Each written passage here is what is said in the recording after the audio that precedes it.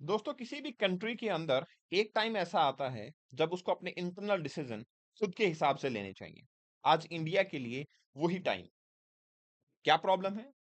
United states commission on international religious freedom, ये annual अपनी report निकालते हैं।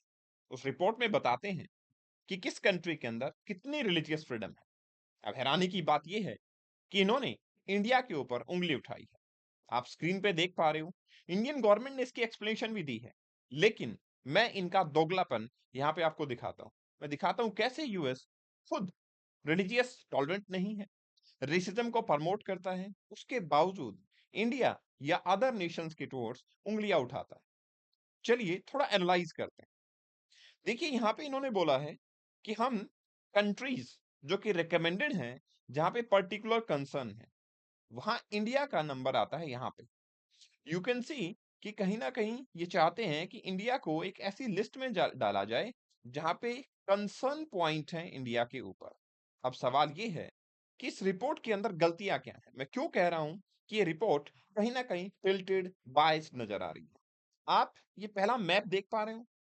ये मैप मैंने इस रिपोर्ट से उठाया है और ये मैप गलत है। ये मैप इंडिया के कश्मीर रीजन पाकिस्तान के अंदर दिखाता है। अब इन्हीं की गूगल पे मैंने सर्च करके मैप ऑफ इंडिया नीचे एक स्क्रीनशॉट लगाया है। गूगल इन्हीं की कंपनी है। आप वहां देखिए मैप ऑफ इंडिया। तो आखिरकार ये रिपोर्ट बना रहे हैं। चलिए रिलीजन की बात तो बाद में होगी, पहले आप ये तो इंश्योर कर लो कि किस कंट्री की कौन सी लेजिटिमेट बाउंड्री होती है। अगर आप जेन्युइनली किसी रिपोर्ट को प्रोड्यूस करना चाहते हो तो शायद इस लेवल की इनएक्यूरेसी और इस लेवल की गलतियां किसी रिपोर्ट के अंदर होना, मुझे तो लगता नहीं कि वो रिपोर्ट भी रेलेवेंट। इन्होंने तीन कैटेगरीज में कंट्रीज को रखा है, जिसके अंदर आती है कंट्रीज ऑफ पर्टिकुलर कंसर्न, जिसमें इंडिया का नंबर है चाइना के साथ में ही। स्पेशल वॉच लिस्ट आती है और एंटिटीज ऑफ पर्टिकुलर कंसर्न आती है। मतलब इंडिया को इन्होंने पहली स्टेज में रखा है, लेकिन उन्होंने कुछ कारण भी दिए हैं, जिसमें से की फाइंडिंग्स में इन्होंने बताया है कि प्रधानमंत्री मोदी जी ने डिस इंफॉर्मेशन फैलाई 2024 के इलेक्शन के अंदर, जिसमें रिलीजियस माइनॉरिटी के ऊपर इरेलेवेंट डेटा प्रेजेंट किया गया। अनलॉफुल एक्टिविटी प्रिवेंशन एक्ट के ऊपर इन्होंने सवाल उठाए। फॉरेन कंट्रीब्यूशन रेगुलेशन एक्ट के ऊपर इन्होंने सवाल उठाए। इन्होंने ये भी बोला कि 2019 के अंदर एक रूल इंप्लीमेंट करना चाहा था, सिटीजनशिप अमेंडमेंट एक्ट, जिसके तहत पाकिस्तान, अफगानिस्तान, बांग्लादेश, वहां पे रह रहे non Muslim minority, obviously non Muslim ही माइनॉरिटी है वहां पे, उनको सिटीजनशिप देने की बात की गई थी। चलिए मैं ये नहीं कहता ये डिस्क्रिमिनेशन है या नहीं है, बट सवाल मैं ये कहता हूं ये कंट्री का इंटरनल मुद्दा है। ये कंट्री का अगर इंटरनल मुद्दा है तो फिर शायद कंट्री को खुद सॉल्व करना चाहिए। अगर कोई दूसरी कंट्री अननेसेसरली इस टाइप की रिपोर्ट निकाल के इंडिया को नीचा दिखाना चाहे, जिस कंट्री को इतनी बेसिक नॉलेज नहीं है, जिस रिपोर्ट बनाने वालों की बेसिक नॉलेज नहीं है कि एक कंट्री का राइट मैप क्या हो, ऐसे ही इन्होंने एनआरसी के ऊपर उंगलियां उठाई। इवन इन्होंने बोला है दिल्ली डेवलपमेंट अथॉरिटी ने काफी सारी ऐसी मॉस्क को खत्म कर दिया, खा दिया, जो कि शायद इलीगल। इसके साथ साथ में इन्होंने बोला है कि प्रधानमंत्री मोदी जी ने राम टेम्पल जो अयोध्या के अंदर है उसमें पार्टिसिपेट किया, उसका उद्घाटन किया। अब मैं थोड़ा इनके ऊपर फोकस करता हूं। चलो इन्होंने जो पॉइंट उठाए उठाए, ये आप स्क्रीन पे देख पा रहे हो। ये है प्रेसिडेंट डोनाल्ड ट्रंप, जो कि ओथ ले रहे हैं। And you know what is this? This is Bible. क्या एक प्रधानमंत्री को, क्या एक राष्ट्रपति को कॉन्स्टिट्यूशन की शपथ लेनी चाहिए या बाइबल की? Whatsoever, I am not saying कि हम ये डिसाइड करें, वो उनका अपना मैटर है। बट सवाल ये है कि आप क्यों बाइबल पे ही अपनी शपथ लेना चाहते हैं? क्या किसी और रिलीजन के नागरिक को यूएस में रहने का अधिकार नहीं है? या फिर किसी और रिलीजन का जो हॉली बुक्स हैं वो आपको एम्पावर नहीं कर पाती? इवन ट्रंप के ऊपर इन्हीं की मीडिया ने काफी लंबे टाइम से रेसिस्ट कमेंट करने की कंट्रोवर्सी रही है।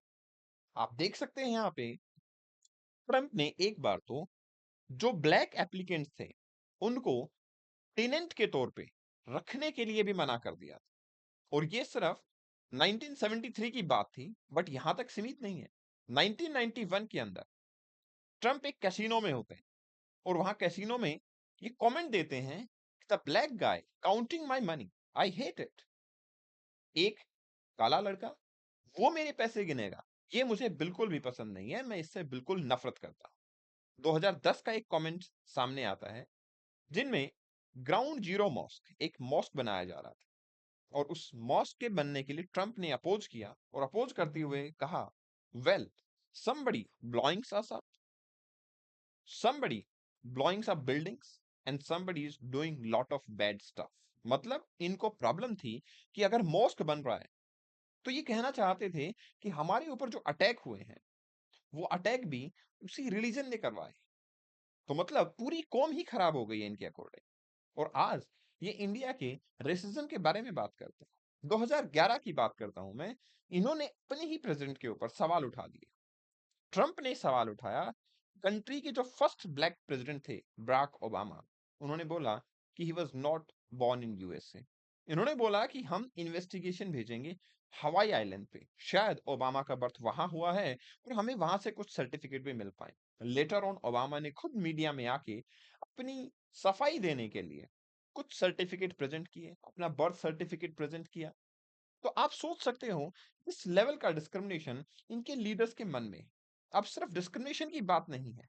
आप ये सोचिए, यूक्रेन और रशिया के बीच में जो वॉर हो रहा है, आपको ऐसा नहीं लगता US is accountable for this?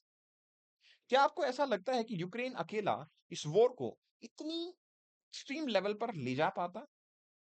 और अगर यूएस ने उसको सपोर्ट किया ही था, तो फिर अब क्यों यूक्रेन को वनरेबिलिटी सिचुएशन में छोड़ा जा रहा है?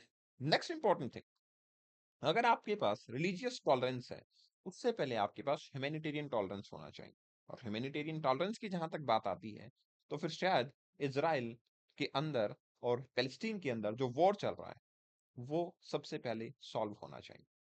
सवाल अब ये नहीं है कि इंडिया के अंदर रिलीजियस टॉलरेंस है या नहीं। I know whatever is there, we have to resolve it internally. हमें अपने मैटर को खुद से रिजॉल्व करना है।